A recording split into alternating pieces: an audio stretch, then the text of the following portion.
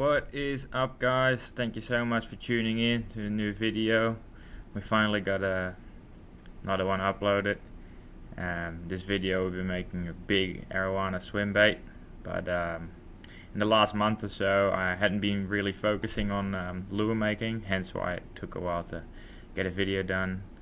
Focused a little bit more on fishing, caught some nice carp, some bass as well. But while I was carp fishing, I got a bit of inspiration for this lure. One of the carp that swam along the bread trail that I made was a koi carp, and I thought it was a pretty good idea to make a swim bait in the koi carp style. But since it had already been done, I looked for a different fish that was common as a pet and of high value, and that made me stop at the arowana.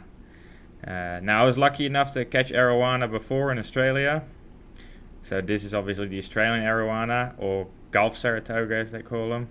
They live in Australia and Papua New Guinea, but we're aiming more for the Asian arowana. Very popular in aquarium keepers. They're a very expensive fish, can get up to $300,000 to $400,000. This is one of those really expensive examples. Bright red, they call them red dragons. So that's the idea for our swim bait this time. Making a bit of an arowana swim bait.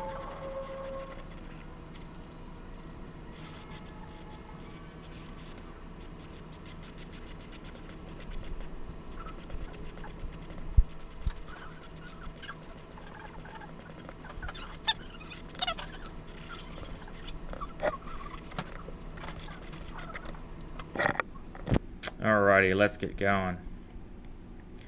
Now we start off with 2 pieces of paper, just as I usually do, to determine the shape of the body. One is obviously for the width of the bait, and the other one is from a side perspective, the other one from a top perspective, let's put it that way, so that we can kind of determine what the shape of the lure is going to be. Now it's a bit of a trial and error in terms of drawing out where it looks good to the joints to be. It's going to be a double jointed bait with 3 segments. So I was kind of looking for something to position itself right. I wanted to have a nice snake-like action. And it's a bit of looking where to get the momentum in which segment. That's going to help with the action that you want in your bait. So those red lines have actually determined where those cuts are going to be on the side. And from a top view, I always fold that piece of paper in half to make sure I get a symmetrical shape. But you probably have seen that in a couple of my other videos as well. We're using some old Meranti wood. This is kind of like a last piece that I had lying around. I'm going for a heavier wood because it's a big bait, and I don't want to spend a whole lot of time drilling and adding weight to the bait. It's easier to have just a couple of weights in the belly and that you're finished up, instead of having to drill 17 holes. So that makes life a little bit easier. Here we're cutting out the segments, so we can draw that over. This is just a rough sketch on there, so that I can later go in and accurately determine where the cuts have got to be, but at least we're getting the length of the segments right here. And then it's time to saw it all out. I've only had that bandsaw for a short time, but it's definitely worth its weight in gold. It's a very cool little machine. I'd highly suggest anyone who wants to get into lure making to get one, unless you obviously want to make soft plastics, but or even for soft plastics it could come in handy. But either way, it's done wonders for me working with wood, so makes life a lot easier.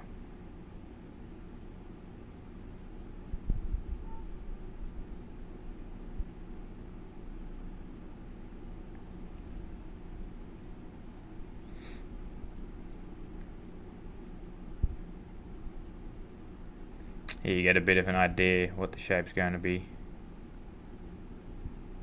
Now you just have to make the cut for the sides. It's a little bit more tricky because both of them have to be symmetrical, obviously, so it's key to have a very thin drawn line to follow and to follow that line accurately while you're sewing, so you have to take your time on that. There you have it. That's it for now. Now we can get into the carving. I have to clean up the area a bit to keep the wife happy. But we can get into carving now. As you've noticed, I haven't actually completely sawn through the segments. Makes it a lot easier to align all the segments and to determine the shape of the body. And after that's all finished, actually we're doing the scale carving after this. But after that's all finished, then we can actually separate the segments, make the final cut. Yep, this is some tedious work, but yeah, that's part of the fun, I guess. As long as you know what you've got in mind, it's all worth it, because your end result will always be very rewarding. Just take your time. Here we go with the 60 grit sandpaper, sand off all the uneven sections that the carving has left behind. And then after that we'll finish it up with 220 grit. It does pay to actually look into what type of grits of sandpaper work best for the wood that you're using. Soft wood doesn't do very well with the rougher grains because it actually leaves marks, leaves a lot of scratches in there. So it's best to start off with a little bit of a finer grain than 60 grit and then finish it up with 300 or even 400. This is a much tougher wood, so I'm starting off with 60 and finishing up with 220, and that left a perfect result in terms of smoothness. Now here comes the fun part. We were already having a lot of fun with all the sanding and carving, but this is even more entertaining. Start off with the face carving, and then we'll eventually transition into the scale carving as well. You'll notice in this video I'm doing a lot of sped up footage, because one, I don't want to lose you through the process of doing all of that, and two, otherwise this video is going to be 2 hours long. I think I didn't actually take a lot of time to make this lure in altogether, but it was kept kind of separated out over 3 weeks time. But yeah, still took a lot of hours to actually make this bait, but as you'll see at the end, it was very rewarding. So I guess we all know this particular part, just a bit of face carving to make it look neat. Although we don't have any arowana in our waterways, it was my idea that I was going to make a bait that would be as similar as an arowana as possible in terms of swimming action, the way it looks, how well the face is carved, the gill plates, all of that. I kind of wanted it to resemble an arowana. Be a fun idea to catch a fish on, and then something different than your regular species that you have in your waterways, like your crappie, your shad obviously, or sunfish. Those are much more common.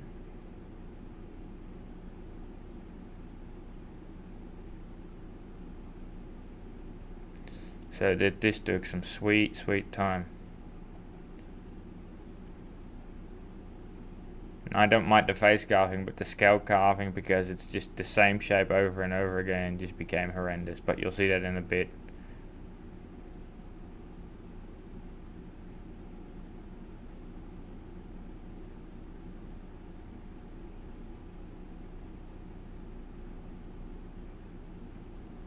Now I had to fix up a patch on the wood because it got damaged in the process. That's what the stain is that you'll see there. Here we're going to draw out the scales. I'm using a little bit of paper, but I'm never a big fan, so I didn't stick with it for very long.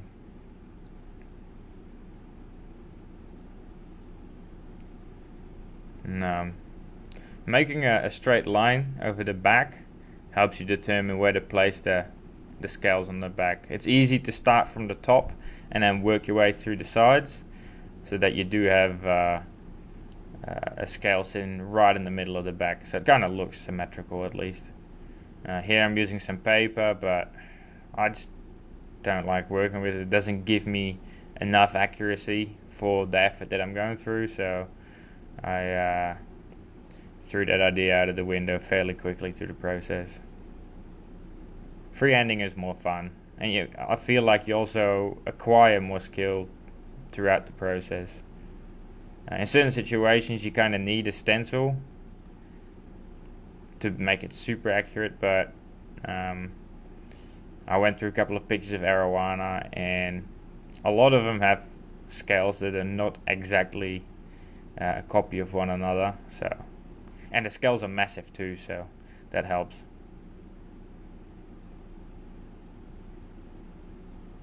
There we go, there's the scale carving. I think that was about 4 hours of work. It helped me that the scales were very big, but at the same time I had a lot more cuts to make one entire scale, so maybe at the end of it all it didn't really help me all that much. I'm sanding it here with 220 grit, keep it nice and smooth.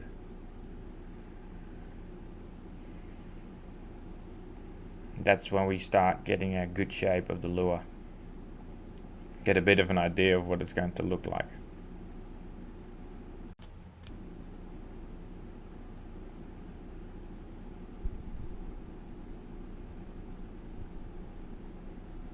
That looks pretty good. Now we can finish up the cuts of the lure. That's our dog Remy. She's nosing around. She always likes to catch a couple of rays on the patio when she can, so I have to let her out for the time.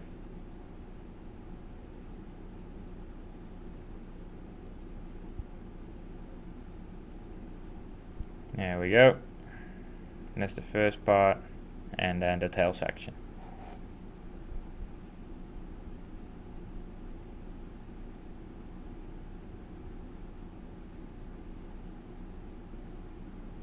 So here, just making sure that the cuts have all been smoothed out.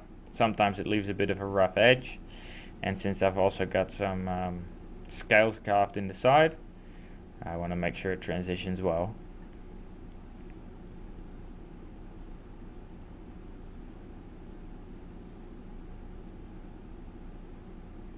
And after that we'll put it into some self-etching paint.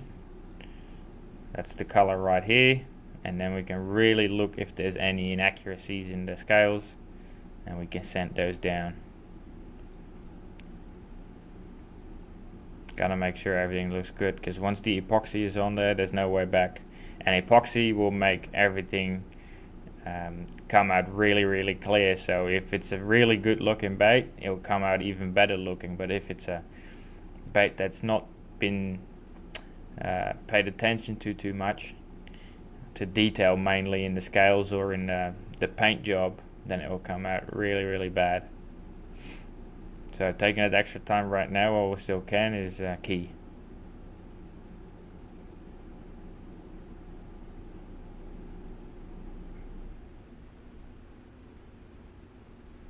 Yeah, I'm just finishing up some of the inconsistencies in the scales.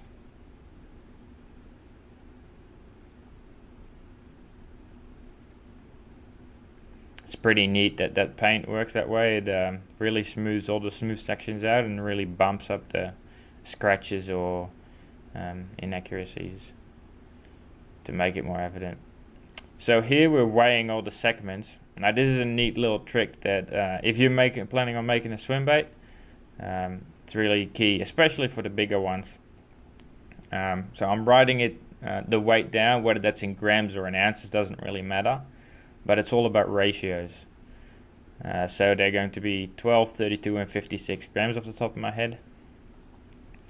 And what that tells us is, since they're all made of the same wood, it tells us something about the volume. And since we have to determine the weights that are going to go in each section, it helps us identify how much weight we have to put in each section once we've determined the weight that goes in the first one. So it's 12, 32 and 56. So if we divide every single number of them by 12, so 32 by 12 and 56 by 12, that gives us the ratios.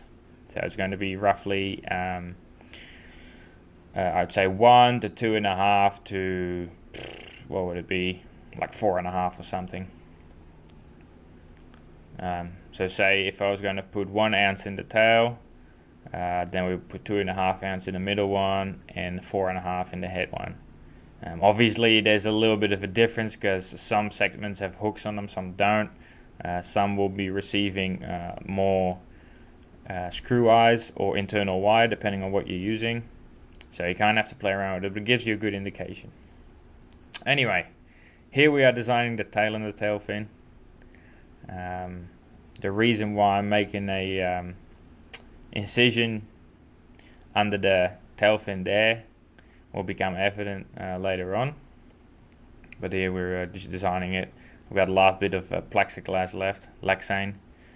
Very tough material, and we make it even tougher when we coat it with epoxy.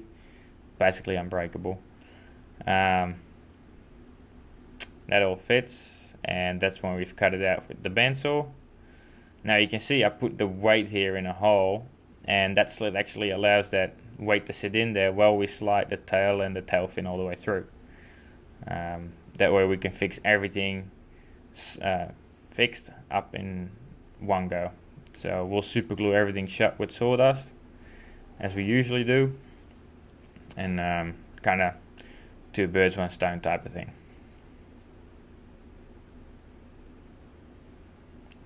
Now here I'm making some last incisions in the fins and in the tail, the fin rays. It's a bit of an iffy job, easy to mess up, and there are some errors in this particular tail, but we'll try and cover that up as much as we can later on with epoxy and maybe some paint.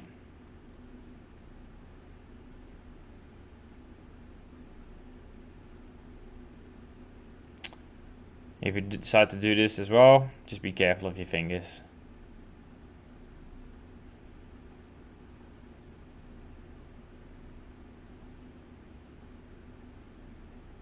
Sanding it a little bit to make the glue adhere better to it, and yeah, helps it fix in the tail section better.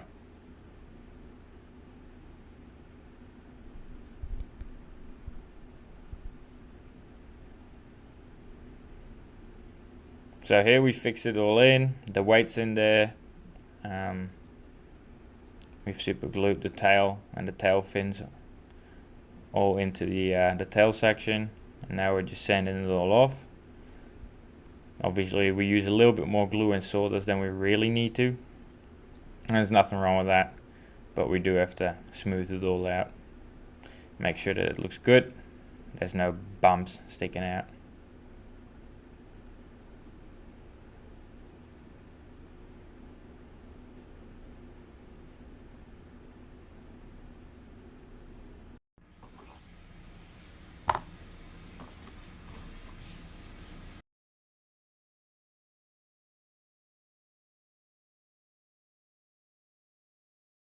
At some of the specialized lure making stores, these are super heavy duty, which is something that you'll definitely need for a bait like this, not only for the fish but also for the casting. Don't want it to come apart on the cast, obviously. So here I'm fixing them in. You can bend them open if you use the right pliers, otherwise it's going to be mission impossible. But yeah. So that's what it's going to look like shape wise when it's all put together. Pretty happy at this point. I did however sand some parts of the section so it would have a little bit of a wider swim. For the rest look pretty good. So I've coated it in a metallic silver paint, which is what I use when I really want to make something, a paint coat really shine from underneath. Helps a lot, and looks pretty good. So we're going to paint the gill covers all by hand. This also took quite a long time. I'm not joking, I'm fairly sure I put about 40 to 50 hours into this bait. It's ridiculous. Also because I made some mistakes, I'm sure, but the whole process of making a bait like this takes up a lot of time. And I didn't even really show you the balancing and how that process works, so yeah. We just wait to TG's to show you anyway, but you might get an idea. Anyway, also painting the back of the scales to give a nice shadow line to make it jump out a little bit more, give some good contrast. This is obviously going to be covered with red paint, so you won't see it as much, but it fades quite nicely. Then I'm going to paint the scales in certain parts darker, kind of leave a ring around.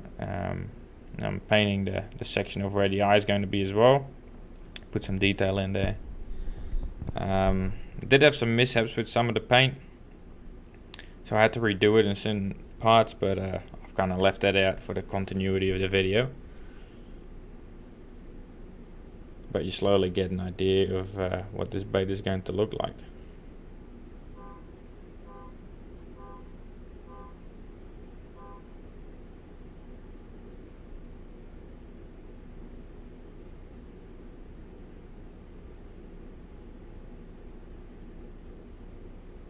So here I'm painting the scales as I said before. Remember, there's going to be a red coat over this, so there's going to be a dark red and a light red rather than a black and silver or black and white, whichever way you want to look at it. The contrast is going to be reduced, so that's the whole key of the whole idea behind what I'm doing right now.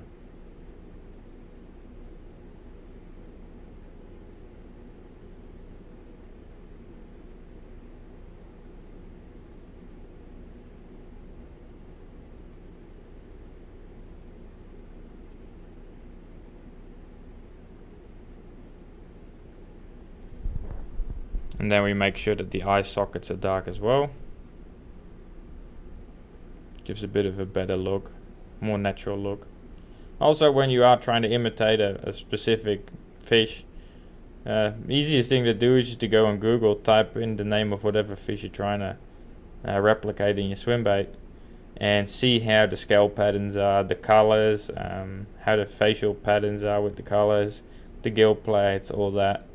It's always a great help to kind of give you an idea where you have to cut, what you have to paint, and what paint you have to use. So here we've got the result of me spraying it with red. As you can see, you can barely see the difference between dark and light red. We'll emphasize it later on with a mix of red and silver paint, and that really makes the bait stand out. We're just giving it a quick look because we want to see how it looks with the eyes on there, if we have to change anything before we can't do anymore, and then we can kind of go from there. So we'll super glue it in right here.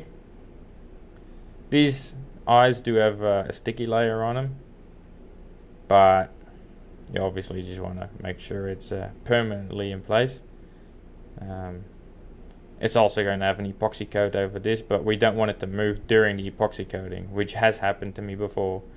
And then you have a bit of a mangled looking swim bait, a cross-eyed looking one, if you will. So that's how it's going in the epoxy, and that's it out of the epoxy. So that's looking alright. Did have a problem with the paint after this, but I'm just showing you this so you can have an idea of what the process is, the hand painting, etc. But I did have to redo the epoxy coat, as I had to sand some of the other stuff off. But yeah, it happens. Now we want to paint the top of the hat really dark, only in certain areas, not the entire head. Trying to make sure that it's as natural as possible. Well, the red ones are not that natural, they're more bred that way, but as similar to the Red Dragon Arowana as possible, let's put it that way.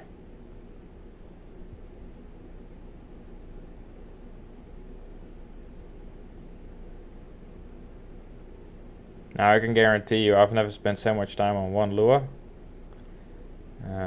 and there was a lot of tedious processes involved too, so whenever I felt like it, I would take an hour or two to work on that bait, and I kind of put it aside.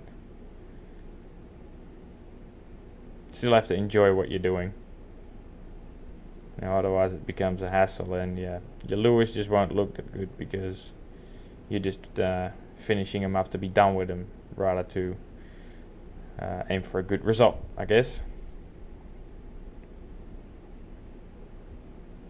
So here we've sprayed it with some silver spray paint. This was after I had to redo the paint job, and it looks pretty nice. Got some nice shine on it there, looking pretty good.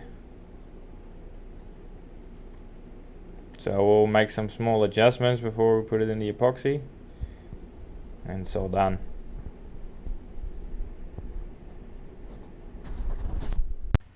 Alright guys, so she just come out of the first epoxy coat.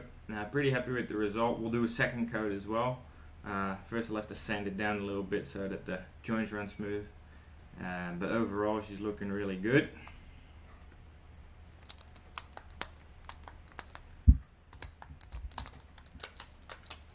Pretty happy. Color looks neat too. Came out good in the epoxy, so we'll be definitely doing the second coat shortly after this. Now this lure will not be used by me. It'll actually go to a friend of mine, Bryce Bozeman. He's quite well known fishing here in Texas with big swim baits for big bass. He's got his own channel as well. I'll leave the link in the description. This swim bait will be going to him. He's probably the right guy to fish with him. He's also got the right tackle for it, and the knowledge to target big bass with this particular lure too. So hope you like it, Bryce. This one will be on your doorstep shortly. After that, we'll do the pool test after I've sanded the joint. I know from the pre-test that I've done before I painted this lure that it swims really well. So you can fish it super slow, and has a really nice action to it, quite similar to how an arowana actually swims, so that's pretty neat. But overall pretty happy. Make sure that you visit Bryce's channel, link is in the description as I said. Subscribe to him if you can, and yeah, we might be making a video together sometime soon.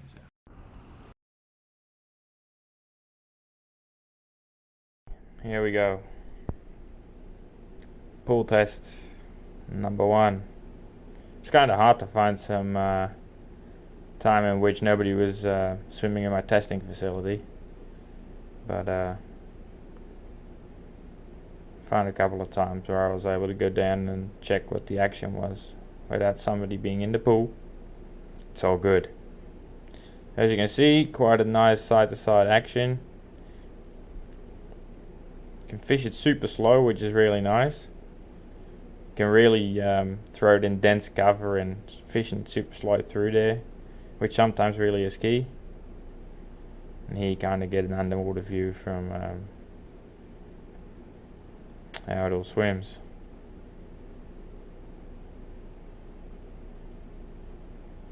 Even with the slowest retrieve, it has a really nice snake-like action, which is perfect. And this also is due to the fact that that ratio in weighting and balancing it was calculated well.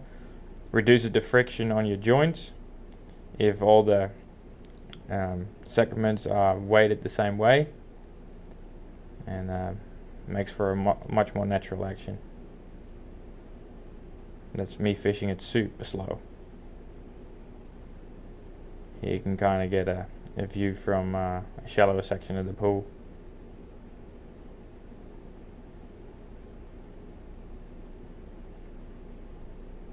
Very content. I hope Bryce is too. You'll be the one that'll have to catch a fish on it, buddy. No pressure. Awesome, awesome, awesome. Well, thanks so much for watching, guys. Really appreciate it. Hope you guys enjoyed. If you have any questions, please let us know.